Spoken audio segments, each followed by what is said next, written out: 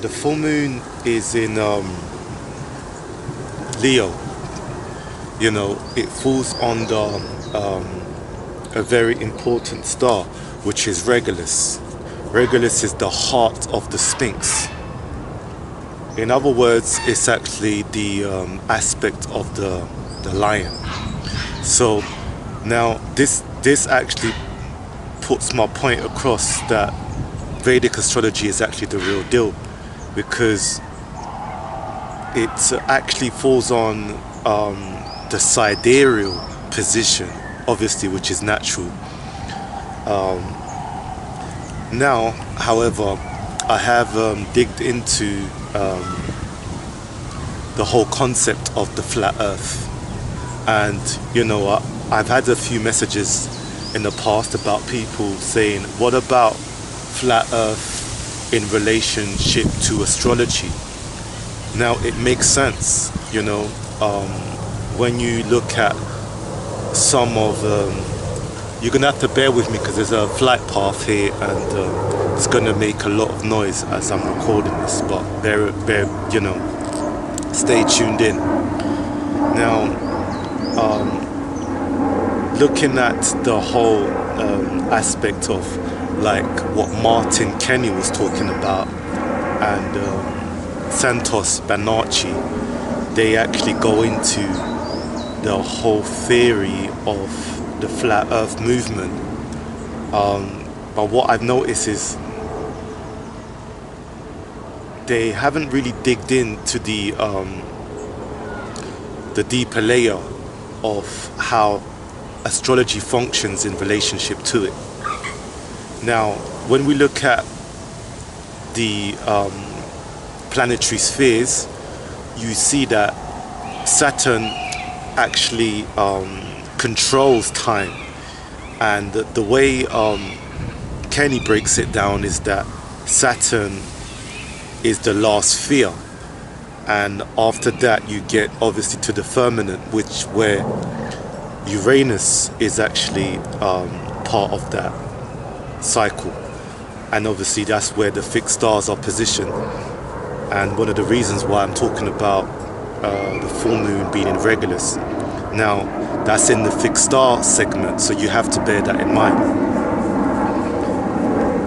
Sorry about the flight path, I know it's noisy. So when we bear that in mind, the sphere where Saturn is obviously further down, but I don't agree that as you move up or out of the circle that it's negative. I actually feel that the further you move away from the circle, so the core being Mercury, Mount Meru, and the further you move out of the circle, which takes you into other lands that we haven't touched upon, then those lands hold the karmic tie, because it's, you know, the time is longer, the circle at the circumference level from the center is more dense, so therefore means that's why you get the density of Saturn. So it makes sense when the density is further away, meaning that you have more of a stronger foundation. So in essence, you know, to be further means to have more control, and therefore means you have more circumference in terms of time. So you have more control of how the energy moves in time, as opposed to Mercury, which obviously has its natural door opener, because, you know, Mercury and the moon hold a very strong position, because, you know, I remember the discussion between Martin Kenny and Santos Bonacci. You know, there was a little debate there where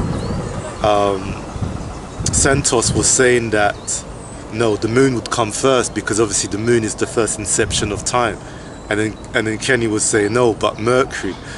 And I can't remember fully what happened in the end, but all I can say is that Mercury would have to come first, I feel personally, although the moon does come first. Now when we look at the ages in astrology, we look at, you know, the first set of time is governed on the Aries and Taurus. And obviously Taurus holds the Great Mother, which is Hathor. But then after that you get Gemini. And Gemini is the sector of plugging the information across. So that's when mind kicks in. And it kind of goes back into mythology and how the whole concept of how Mercury was born out of Jupiter. Now, we see the connection there, but then in essence, we know that the first inception of time is the moon, but the movement which allows the movie to move upon is still in the sights of Mercury, because obviously Mercury has the symbol for Mercury has the crown on top, and then obviously the circle next, and then the cross for center of grounding of the earth, or the flat earth. Now the circle is obviously the relationship between movement and the crescent, which is the moon at the top. Now Mercury actually gives the concept and the correlationship to Thos or Tehuti, as well as Hermes, the Emerald Tablet. All of that is under the rulership of how the energy moves in the sky. And so the energy has to move between Mercury and the moon. So I feel that the position of Mercury is at the center, which is Mount Meru, and the moon follows through next, because the moon has the crown at the top. So it's going to be only natural that the moon moves next from the circle, and then after that it moves, because you have to think of it this way. Actually, I just wanted to make it clear, because the first inception of reflection is under the rulership of the moon. You have to first be able to reflect upon yourself, like what you've thought about, and the only way you can do that is through the inception of the moon. And the moon doesn't have light of its own, but it gets its light from the sun. And so the first sight would have to be the moon, Mercury, and then the moon would follow through. So, but then again, it's not about the paradox. The paradox is that the moon and Mercury were once one. That's the paradox. But to separate it, to make mind understand it, is like birth. Obviously, birth is that there has to be a birth somewhere. So the first birth is the moon, obviously. But the very first is that there is no moon and Mercury. Moon and Mercury were one, and then gave birth to the moon, and then gave birth to the whole aspect of the Great Mother, which is Hathor, having the moon crescent, and then you also have the circle, which is the symbol of Taurus. So the circle and the moon crescent connects you straight to Hathor, which is the Great Mother, because they had to contemplate that Great Mother to then give birth to the cross, which is at the bottom for Mercury. So this is how we can kind of get the understanding of the flat earth energy. Hence why I actually gave away the free moon pendant for the new year. I wanted people to I wanted to know if anyone would actually gravitate and identify the significance to it, why the moon is a very powerful symbol in relations to Mercury. So for those who got the free pendant, you got it for a good reason. So the flight path again. And you got it for a good reason. And so that means that you connected somehow to the energies. Now, there's something that I want to talk about briefly before I head off. You can always check out some of my pendants. I think I still have the moon pendant available. But what I wanted to talk about is the inner heat. And, people talk about global warming, being, you know, what's happening with the earth, but it's beyond that. It's actually to do with the inner sun. Now, when you look at the sky, it's blue. The blue in the sky is actually the Taurus field, from my understanding. The Taurus field is the energy, or the veil which blocks the other heat from coming through. And what I feel, the Taurus field is connected to the doors which are opening from the center of the earth, which is allowing the interception of the heat to actually now fall through. So these Taurus fields, which when we look at the sky is blue, Taurus obviously being connected to the throat, and the sky being blue is connected to the throat. And so that would actually, you know, connect to Mercury, which is connected to Quicksilver. And again, it goes back to what I was breaking down about Mercury, Mount Meru, the moon, all intercepted in how the planet is getting warm. So we go obviously through this aspect of the golden age every so often. So every 6,000 years we experience a transition in time, and also a transition in the effects of how the lights are interfering into our system. Just like we have spring, summer, winter, we have a greater spring, summer, winter, and you know that correlates with the cycles. Sorry, the flight path. So that correlates with the cycle. So what you're actually experiencing, actually have a look at what we got here. Yeah, as you can see, that's where I am. So what we actually experiencing here is a movement in time, which is actually being confessed onto the earth for man to experience the greater light, or the greater source. So we have now the inner sun, which is warming us, as well as the outer sun, which is giving us strength in relationship to connect more with not just the earth, but also the vibration of the inner earth, which obviously is vibrating at a dynamic which allows the Schumann resonance, which is obviously the inner tone of the earth, to vibrate, to connect you to the greater force fields.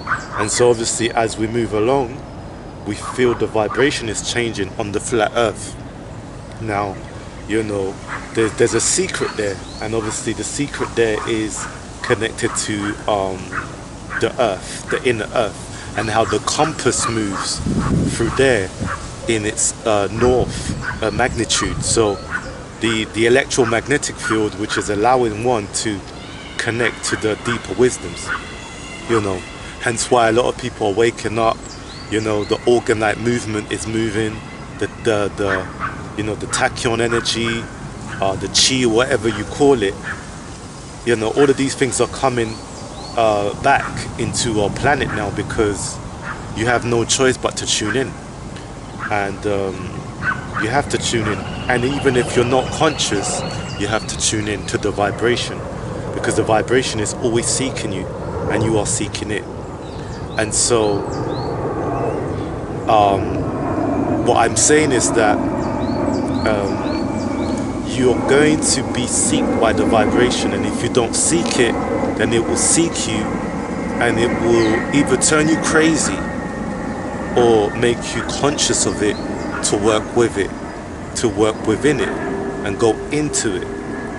And but yeah, talking about the flat earth now, I feel that we need to experience and investigate and research, as well as travel to the different spheres of the earth, and not be afraid to move forward into those new lands. You know, I feel that at the moment, wherever you are on earth, that it's a journey, and the journey is that to learn who you are based upon being on this earth. You know, it's an amazing place, and it also connects with the soul. To know where you live in is to also know how to navigate into the astral, mental, and spiritual planes. Because if you don't know what you live on, you know, it's confusing. Like when you look at the moon, you can see through the moon in the day.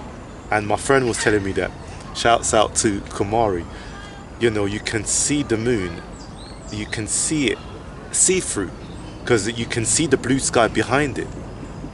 And so therefore means, what is the moon? You know, we have to kind of just look into that and see how that talks to us. Because if you can see the blue sky, parts of the sky during the day, you know, when you see the moon, then that shows that, you know, there's something not actually right there.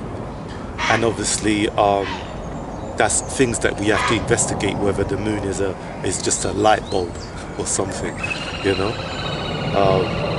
And the sun is obviously emitting its light onto it, you know. So it's a reflector. You know, the mirror is the moon is a mirror in a sense, because even, you know, when you look at the etymology, mirror, moon, you know, they talk about the Mu people, the Lumerians, you know, going back to Mercury. You know, the light is a reflector, so it's a mirror in itself. Is it not a mirror? The light bulb, the bulb, you know, is bulb, the light within it. So it's actually creating a light reflection, like the ocean. Look at the ocean, it's a light reflection. So if it's a light reflection, then isn't this just the whole game, like, of the mind, and how you have to intercept and understand the astral light within this? Because remember, beyond the flat earth theory, which, you know, I feel that they don't talk about, is the spiritual aspect of it, the esoteric aspect of it. The earth, although it's flat, it's still an astral vehicle. It's still an astral plane. It's an astral dynamic plane of a fixed earth. So that astral plane within itself is the earth, which is fixing itself into other earth centers. So, you know, like, we're only kind of knowing the physical aspect of it, but there's a spiritual aspect of it as well. And the reason why people are knowing more about it now is only because of the shift, and they can't hide this information too deeply after a period of time, because it has to kind of make itself known into the public will end up knowing anyway. So they got all these flat earthers talking about this. I'm talking about the non-genuine ones. The reason why they have them is to dissect the information, which is actually going deeper into something that, you know, that we haven't delved into.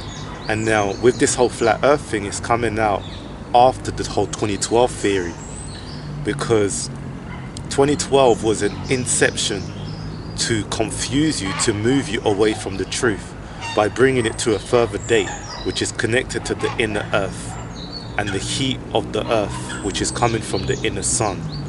And so by diversing people to believe that the earth ends on 2012, the earth ends in the year 2000, is to hide the truth. You know, I made a tune a while back before 2012. It was called The 11th Sign. The lyric went something like, a new age, a new beginning, a new state of living, the next page of within. The age of Aquarius is in the air this evening, before 12 in the evening. 2012 is deceiving. You know, I knew that it was deceiving from a long time, but I just kind of created this tune to kind of just divert the complication or the illusion of what it is. You know, you can download the tune from my website, well, one of my websites, which is called thesun-set.com, and that will give you some highlight of that tune, you know. So that, you know, I knew about this, but it's just obviously you can't always give information like direct sometimes, because of, you know, you have to give it in a way that is not harmful to, I'd say, the energy and the timing of everything which is. And that's, you know, the energy has to be right for the individual to receive it on time. Because information is not free, although it is free. Information is only free when you ask the question. You can only ask the right question. You can also ask the wrong question. The right question leads you to the right path. The wrong question leads you to an illusion. You know, this is why Neo was asked, what do you want? You know, the blue pill or the red pill? You know, so the pill is up to you. You could just wake up and see the world for what it is, or you can see it for the illusion. Stop the illusion and come straight to it. Come straight to the truth. This is why you wear blue. Blue will take you to the truth. Why? Because the guru is associated to the color yellow and blue. Blue because Ptah is the door opener, and Ptah represents blue. He wears the crown, which is blue. And also, when we look at the crystal blue, we think of movement. And when we look at red, we think of movement because blood is red. Action, willpower is red. Blue because quicksilver represents blue.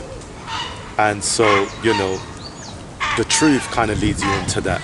And the truth will always guide you to your inner truth. And hence why you look at the sky and it's blue. Whenever it's clouded, then something is veiling it. You know, I've lost my train of thoughts. I can't even remember what I was trying to talk about. Anyways, it's such a beautiful day, you know. And I'm going through some stuff at the moment. And obviously I haven't really been posting. And but at the same time I'm working with the stars, because obviously the stars only guide you to the right path. And oops, got a dog here.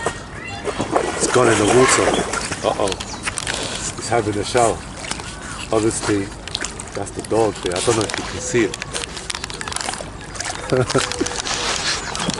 Yeah. I don't even know if the owner knows that the dog has gone into the ocean. Let's just hope he doesn't. Well, the river, I should say, not the ocean. A bike. Just had the shower, really. I don't even know. So, anyways, that was a form of Anubis there, or should we say, set in up. Yeah. The ocean, the water, emerging from the water to the earth. That's the connection to Leo. You know, when you look at like Vedic astrology, we have the type. I just had to cut this part of the video because it's information that you shouldn't know. So when we look at the sign of Cancer, waiting for the flight path. Look at the sign of Cancer. Cancer. Okay. Cancer. The sign of Cancer, which is the mother, the ocean. Don't know if you can see. The ocean represents the aspect of what do we call it? It represents the aspect of nurturing. That's why you got ducks, you got the swans, which hang around near the riverside. That represents the mother nurturing the river. So that's the Cancerian energy. The next emergent from that is obviously the next sign is Leo. Now, Leo represents coming into the light of the earth, but it represents the solar energy coming in. So from the water you come into the light, which emerges from the ocean, which is the sun. So the sun is born. So the sun is born. The next form of water is Scorpio, which is a pond. So this is why if you're going to nurture yourself with the right vitamins and minerals, you get spirulina. Spirulina is going to be a better superfood than moringa. Now, why spirulina? Spirulina grows in the ponds, but spirulina doesn't give you vitamin C. It gives you vitamin B. Vitamin B is more of a, I'd say, a condenser, because in spirulina you find more minerals than you do in other source of vitamin C superfoods like moringa. Now I'm just going to talk over the path because the energy is coming through to me. So basically, in relationship to that, we find that the ocean, which stirs the micronutrients, is in the essence of the sea, which is mineral base, and we're looking at fixed water, which is Scorpio. So in essence, Scorpio is also governed by Mars, which is a fire energy, because it's dense, it's intense, basically it's fire. So it's so deep that it can be qualified as fire energy. And why it's water is because it's actually connected, on the flat earth theory, it's connected deeper beyond the sphere of Mercury, which is out of the flat section of the earth, and that's where Pluto resides, which is ocean based, and it's unseen. So that's the water element, which you'll mineralize in yourself when you're taking spirulina. So remember, it's a maintainer. So it's a maintainer because it gives you the vital minerals. I say vital minerals. Normally it goes for vitamin C as a vital C, vital, vita. But I say vital minerals because it vitalizes you, but mineralizes you by giving you the minimum. When you look at the etymology, the minimum aspect of the vitamin, of the mineral, sorry. So, I recommend spirulina as a source base first, and then obviously the vital aspect, should we say the what's that we're looking for?